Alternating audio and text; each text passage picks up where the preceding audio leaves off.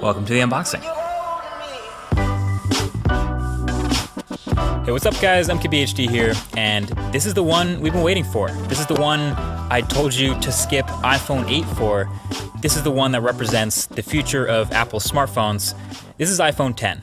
And while it doesn't say X anywhere on the front of the box, people are pretty much always going to call this one the X. I've just accepted that.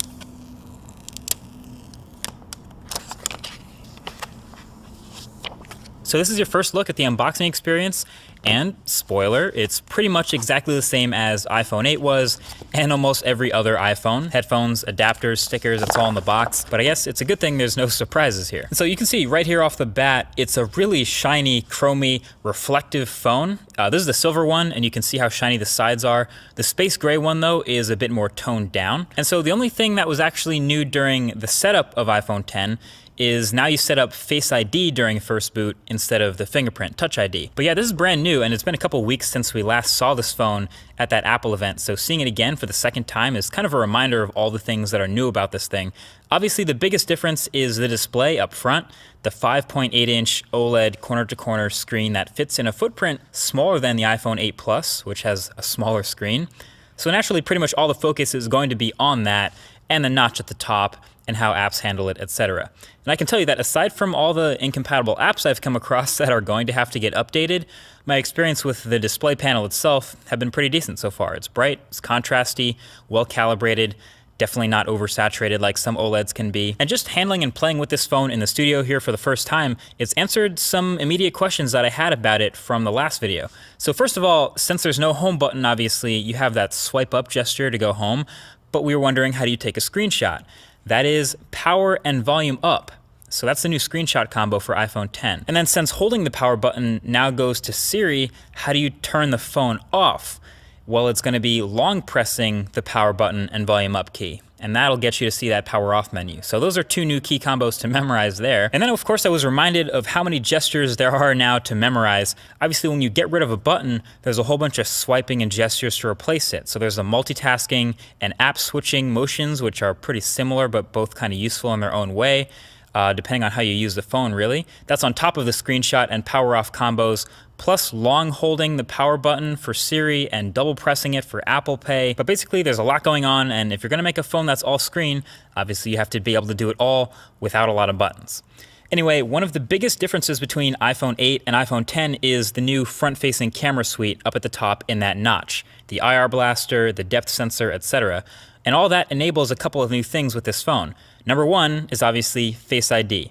The setup, like you saw, was pretty quick and painless, and it's been working pretty well since then for unlocking my phone. Now, I've only really had this phone for a day like the rest of press, but so far in this time, it's been fine, and it works as advertised as far as being smart and not easily spoofed. You can see the little lock under the time when the phone is locked, and basically instead of placing your fingerprint, the phone will not unlock until you look at the phone like you did during the setup process. And then once you do, it's pretty quick to unlock. You can see the little thing open, and then you can swipe up to open your phone. And sure enough, it doesn't work with a picture of you. It doesn't work when you're looking away. It doesn't work when your eyes are closed.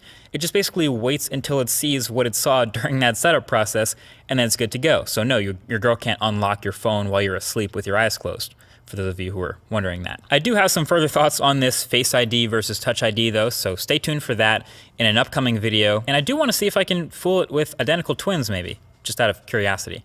Anyway, with the new notch, you also get a new front-facing camera complete with selfie portrait mode. Messing around with it, it seems pretty average. Interestingly enough, that Pixel 2 that I've been testing seemed way more like confident with the front-facing camera portraits than the iPhone 10. Now there's no doubt both of these will get better with time and software updates, but just from turning on portrait mode, switching the front-facing camera, and snapping a picture, these are the types of results you're gonna get. There's a pretty big difference between the two if you ask me, especially if you're looking at edges and hair and things like that. And sometimes the iPhone just didn't want to blur the background at all, just got really picky about the lighting. But that's something, again, we'll be testing a lot more for the full review of this phone. Oh yeah, and the new front-facing camera suite will get you Animojis. So yeah, you can see in these Animojis, the physics of things moving around is actually pretty on point. So if you're into it, you can map your face to a cartoon animal head and send it to someone in iMessage. But you still can't edit tweets though. So overall, there's a lot to test with the iPhone 10 now that I have it in my hands finally. As a matter of fact, definitely leave your thoughts right below that like button with things you want to see in the full review. Most likely things like battery life, camera quality, app performance, all that good stuff. But don't let me miss anything. But until then, definitely get subscribed for the upcoming videos on the channel. Thanks for watching, and I'll talk to you guys in the next one.